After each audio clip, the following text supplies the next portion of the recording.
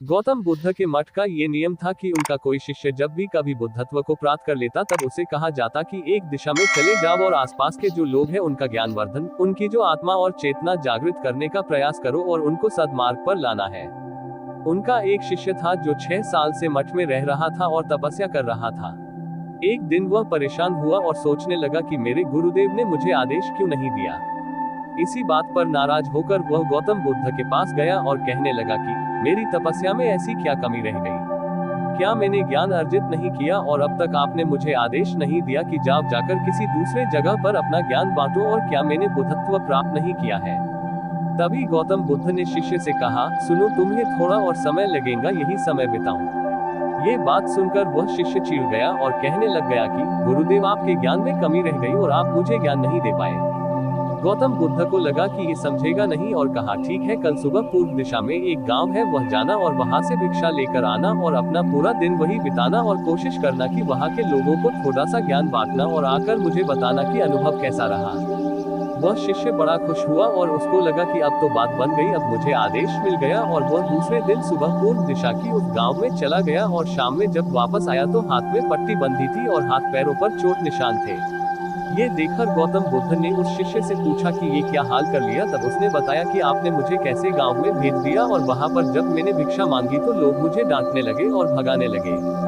एक व्यक्ति सिर्फ वहां पर मुझे भिक्षा दी, वो भी जमीन पर फेंककर, और कहा कि ले जाओ इसको।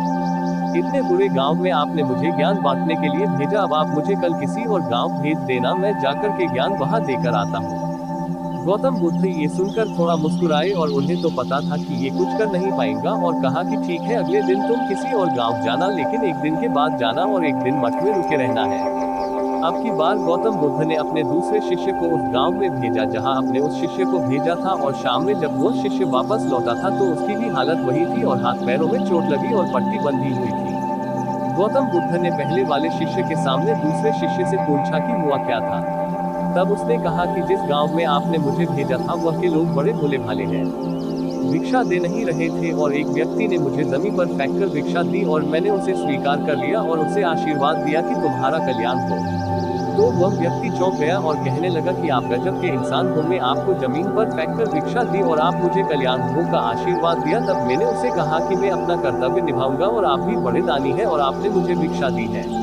उसके बाद में जब वह से निकल रहा तब मैंने देखा कि एक बच्चा बीमार था और मैं जंगल में गया तब वहां से जड़ी बूटी लाने, और जब मैं लौट रहा था तब कुछ लोगों ने मुझे पकड़ लिया और पूछने लगे कि यह जड़ी बूटी कहाँ लेकर जा रहे हो। तब मैंने उनसे निवेदन किया कि मुझे छोड़ दो, एक बीमार छोटे बच्चे की मदद करनी है, और तब उन्होंने मुझे छोड़ दिया। जब मैं गांव में वापस आकर उस बच्चे की मलहम पट्टी कर रहा था तो तभी गांव वाले मुझ पर हमला करने लगे। तब उस दानी व्यक्ति ने जिसने मुझे जमीन पर फेंककर भिक्षा दी थी उसने गांव वालों को रोका और कहा कि यह ठीक व्यक्ति है और इसे अपना काम करने दो। जब मैंने जड़ी बूटी लगाई तो बच्चा ठीक हो गया और सब मेरे लिए तालियां बजाने लगे। सभी गाँव वाले कहने लगे कि कल फिर आएंगे।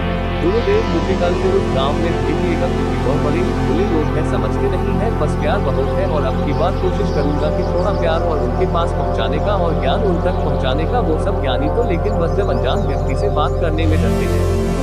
वो पतला शिष्य था जो एक दिन पहले उसे गाँव में गया था, वह सुन रहा था और समझ रहा था और गौतम बुद्ध की चरणों में गिरकर बोला, गुरुदेव, कमी तो मुझ में ही थी, आपने ज्ञान तो बहुत सारा दिया लेकिन मैं उसे आचरण में नहीं ढाल पाया और मैं अहंकार को ऊपर रखा और उसी गांव के लोगों को पहचान नहीं पाया और मार खाकर चला आया। और मार तो इन्होंने भी खाए लेकिन इनका अहंकार मिट चुका है और ये समझ चुके हैं कि वह लोग भोले भाले हैं और हमें उनसे अलग तरीकों से व्यवहार करना होगा और ज्ञान को आचरण में ढालकर उन लोगों तक पहुँचाना होगा। अच्छा इंसान बनने पर ध्यान दीजिए, अच्छा समय अपने आप चला आएगा।